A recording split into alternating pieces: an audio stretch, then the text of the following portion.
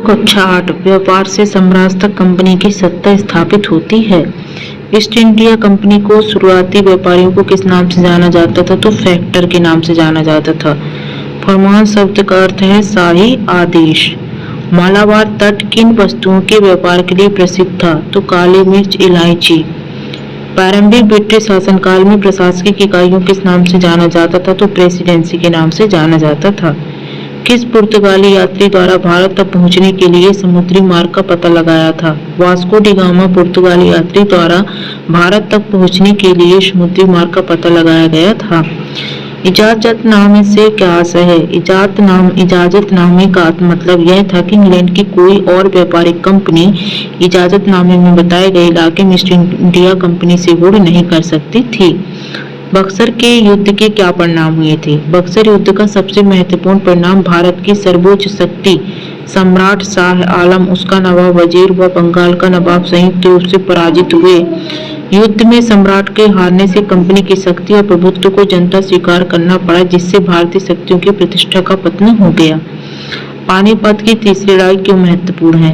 पानीपत की तीसरी लड़ाई 1761 में अफगान आक्रमणकारी अहमद दशा अब्दाली और पुणे के सदाशिवराव भाऊ पेशवा के बीच लड़ी गई थी, जिसमें मराठों की हार हुई। यह मराठों की सबसे बुरी हार थी। इस युद्ध ने भारत में अंग्रेजों की विजय के रास्ते खोल दिए थे। यूरोप के बाजारों में भारत की किन वस्तुओं की अधिक मांग थी? यूरोप के बाजारों में भारत में बने बारीक सूती कपड़े और रेशम की जबरदस्त मांग थी। इनके अलावा मिर्च, लौंग, इलायची और दालचीनी की भी मांग थी। सहायक संधि की शर्तें क्या थी? सहायक संधि की शर्तें भारतीय शासकों को अपनी स्वतंत्र सेना रखने की इजाजत नहीं होगी। दूसरा, देशी रियासत कंपनी की अनुमति के बिना किसी अन्य राज्य से युद्ध संधि या मंत्री नहीं कर सकता है। देशी रियासतें अपने दरबार में एक अंग्रेज रेजिमेंट रखेंगे तथा रेजिमेंट के परामर्श के अनुसार ही रियासत का शासन प्रबंध करेगी। वारेन हेस्टिंग द्वारा न्याय व्यवस्था में क्या क्या सुधार किए गए थे? वारेन हेस्टिंग द्वारा न्याय व्यवस्था में निम्नलिखित सुधार किए गए थे। पहला, 1772 में वारेन हेस्टिंग द्वारा एक नई न्याय व्यवस्था स्थापित की गई। दूसरा, इस व्यवस्था में प्रावधान किया गया कि हर जिले में 2 अदालत होंगी, फौजदारी अदालत और दीवानी अदालत। रेकरिंग एक्ट के अंतर्गत एक नया सर्वोच्च न्यायालय की स्थापना की गई। प्लासी युद्ध के क्या कारण थे? प्लासी युद्ध के निम्नलिखित कारण थे। पहला, 1756 में अली वर्दी खान की मृत्यु के बाद सिराजुद्दौला की बंगाल के नवाब बने।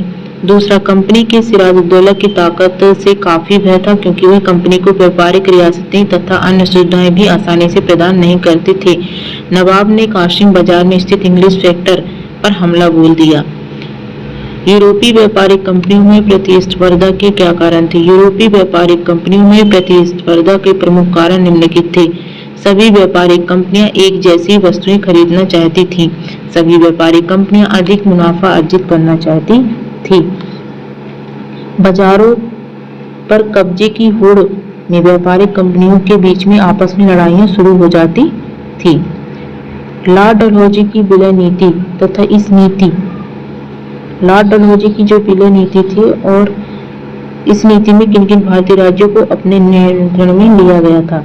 लॉर्ड डलहौजी की विलय नीति इस तर्क पर आधारित थी कि अगर किसी शासक की मृत्यु हो जाती है और उसका कोई पुरुष वारिस नहीं है तो उसकी रियासत हड़प कर ली जाएगी, यानी कंपनी के भूभाग का हिस्सा बन जाएगी। इस नीति में सतारा, संबलपुर, उदयपुर, नागपुर, झांसी, अवध इत्यादि भारतीय राज्यों को अपने